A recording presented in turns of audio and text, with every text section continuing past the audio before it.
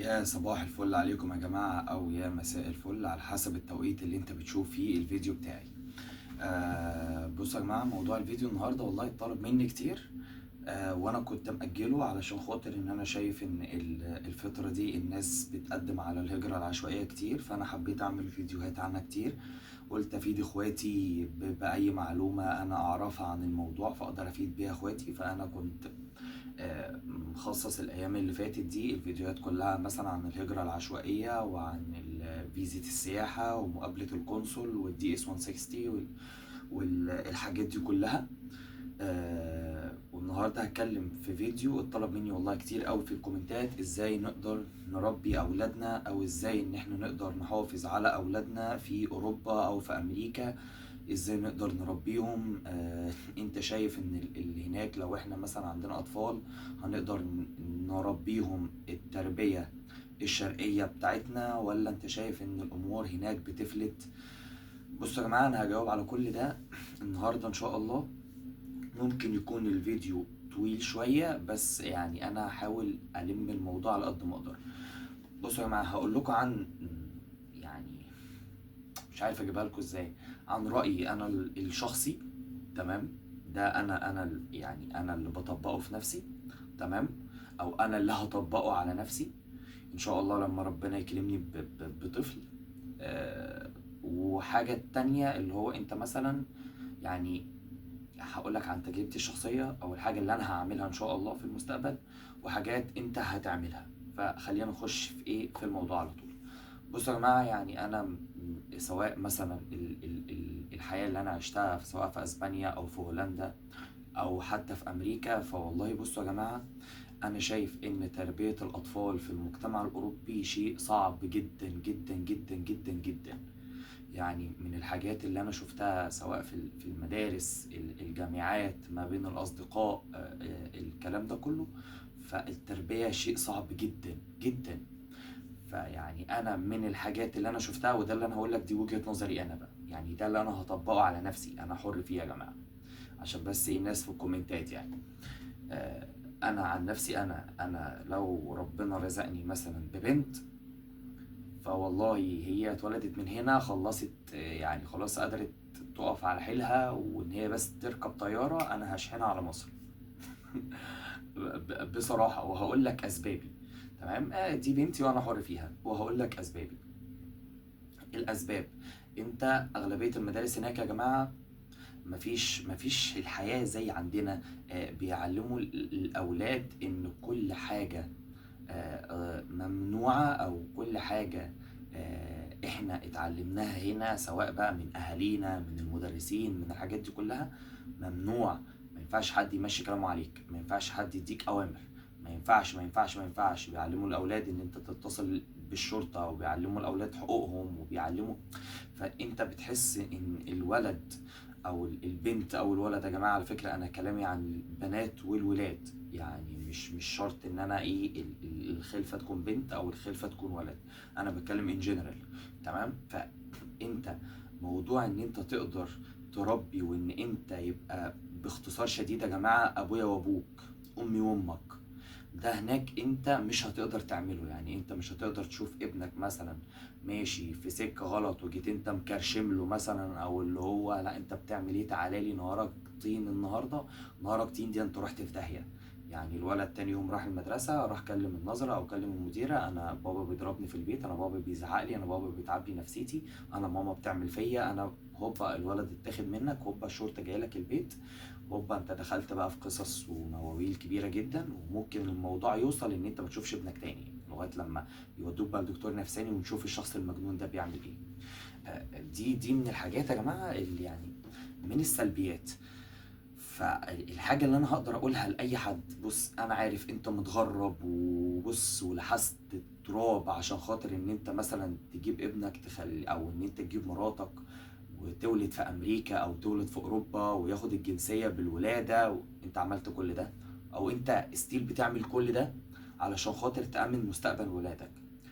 فرجاء ما تخليش، دي نصيحه للاب وللام، ما تخليش سعيك للرزق، وانت طبعا مشكور، وانت كمان سعيك للرزق. يعني انت بره يا جماعه ما تفتكرش ان الحياه جميله، لا، بره الراجل بيشتغل والست بيشتغل، حتى لو انتوا الاتنين مصريين كل واحد فيكم مسحول في اكل العيش، انت بتعمل مستقبل لاولادك. حسيت ان الامور بتهرب منك، انت ولادك هم استثمارك، طفلك هو استثمارك، هو محاولتك الجديدة لحاجات انت ما قدرتش تعملها. انت سافرت واتغربت واشتغلت شغلانات مش شغلاناتك، واشتغلت بال 14 وال 15 ساعة في اليوم، واستحملت قرف ده، واستحملت صداع ده، واستحملت ده ينصب عليك في فلوس، واستحملت ده مش عارفة ايه عشان خاطر ابنك. فانت ما تخليش الدنيا تلهيك في جمع المال فقط. حسيت ان انت الامور بتهرب من ايدك، او ان انت مش قادر تبقى مسيطر، او ابنك او بنتك لا الموضوع بيهرب منك والولاد دي هتمشي في حتة تانية، خدهم وانزل. خدهم وانزل. بص، ملعون الفلوس، ملعون الجنسية، ملعون الإقامة، ملعون كل حاجة. ابنك حتى يا عم هقول لك على حاجة، خلاص زنقت، نزله هو مامته يقعد يتعلم يعني ايه كده، يقعد على طبلية ابوه يا جماعة، باللغة بتاعتنا يتربى على طبلية ابوه. ينزل بقى الجد والجدته والعم والخالته والخاله الناس دي بقى تربي، يرجع لك كده وهو خلاص فهم يعني ايه اصول، ويعني ايه راجل، ويعني ايه بنت. يعني يبقى فهم الحتتين دول، فهمهم خلاص، وطلع زيك راجل زي ابوه، وبنت محترمة زي امها. يلا يا باشا اشحن ووديهم، بص يكش يروحوا فين. خلاص انت سايب راجل اسد، انت عرفت تخلف اسد وراجل، ده للبنت وللولد. تمام.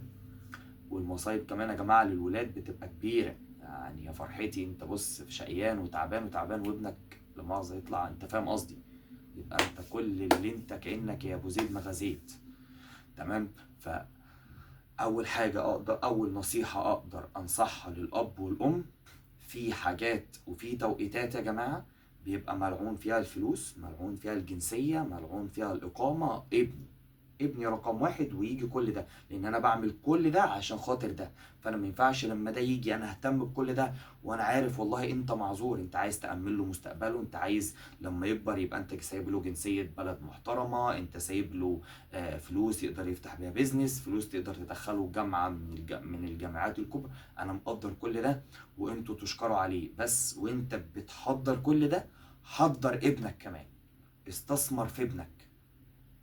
لقيت نصيحة رقم واحد يا جماعة، لقيت ان انت مش قادر تواكب، وابنك مثلا بدأ يكبر وبدأ صحابه في المدرسة او بدأوا يسحبوه منك، وبدأ يعرف شروطي، لا ده انا اعرف اجيب لك الشرطة بكرة، لا ما تكلمنيش كده، لا ده انا هشتكيك في المدرسة، لا ده لا. ولقيت ان الولد خلاص بقى متمرد، اشحن يا باشا. إيه انت ايه مش عاجبك كلامي؟ اه بابا انا مش عاجبني كلامك، بس اني عندي قبل من سلام يا حبيبي.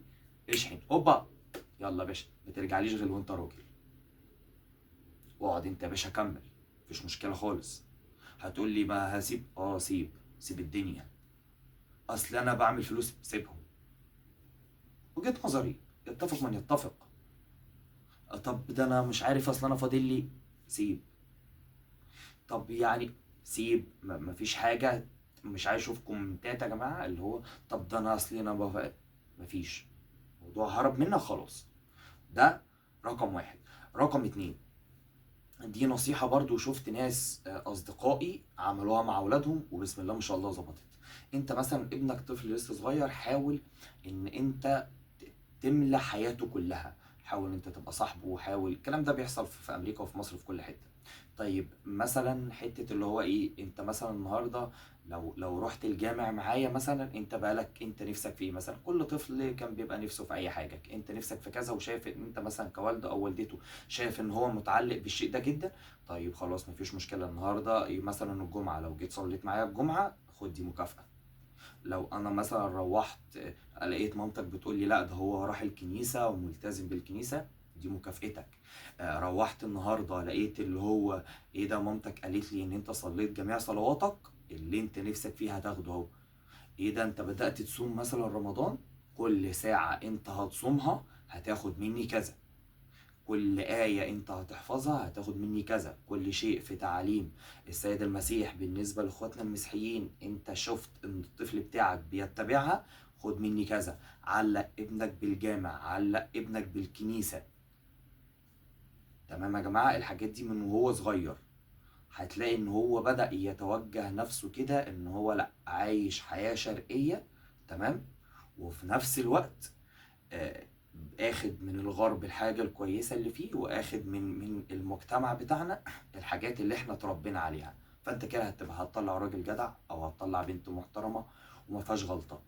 ابدأ اعمل بقى حتة الجوايز، حتة الحاجات دي كلها، من الحاجات دي، من الحاجات اللي انا لسه قايلها. ابنك جه من المدرسة، معلش انا عارف والله ان انت طالع عينك 30 ساعة في اليوم شغل، بص 500 ساعة في اليوم شغل، معلش تعال اقعد معايا بقى كده، او حضرتك كوالدته اقعدي معاه ساعة.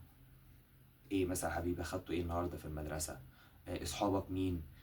طب هما فين؟ بابتسامة عشان الولد ما يحسش ان انت داخل له لا عادي، انت بابتسامة وانت ابنك بتعرف تقري يا معلم. طب انت ايه اصحابك اسمهم ايه؟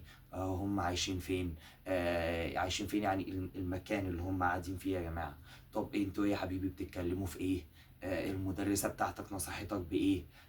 الحاجات دي حاول ان انت تقرر ابنك يوميا عن حياته اليومية في المدرسة، لان هي الموضوع كله بيبدأ من هنا يا جماعة. تمام. حاول تركز في المناهج اللي ابنك بياخدها. ركزوا يا جماعة في الكلام ده، والله العظيم المعلومات دي بفلوس. ركز في المناهج اللي ابنك بياخدها. حاول ان ابنك من وهو صغير يتعود ان بابا موجود وبيدي اوردرات وفي ثواب وفي عقاب. عودوه ان ماما دايما موجودة وفي ثواب وفي عقاب. اصدقائي بابا وماما بيعرفوا عنهم كل حاجة. المناهج بتاعتي يعرفوا عنهم كل حاجة. المدرسين بتاعتي في الكلاس والدي ووالدتي يعرفوا عنهم كل حاجة.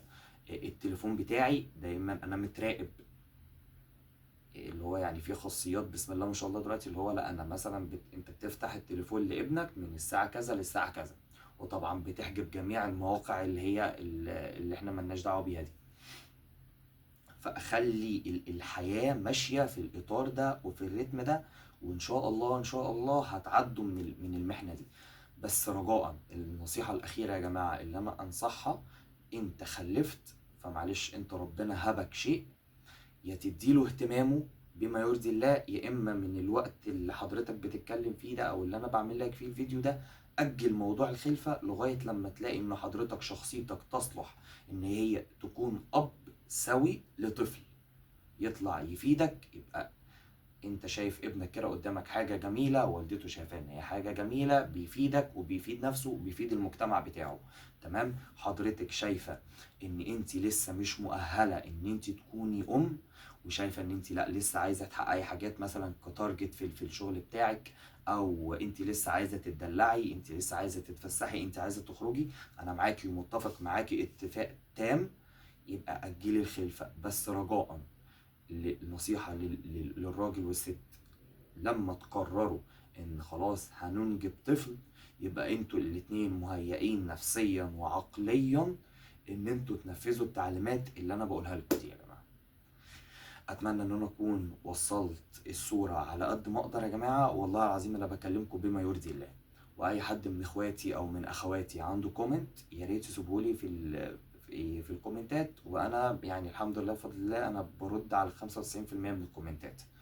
فلو حد عنده اي سؤال بخصوص الموضوع ده يا ريت يسيبهولي في الكومنت وانا هرد عليه ان شاء الله. السلام عليكم.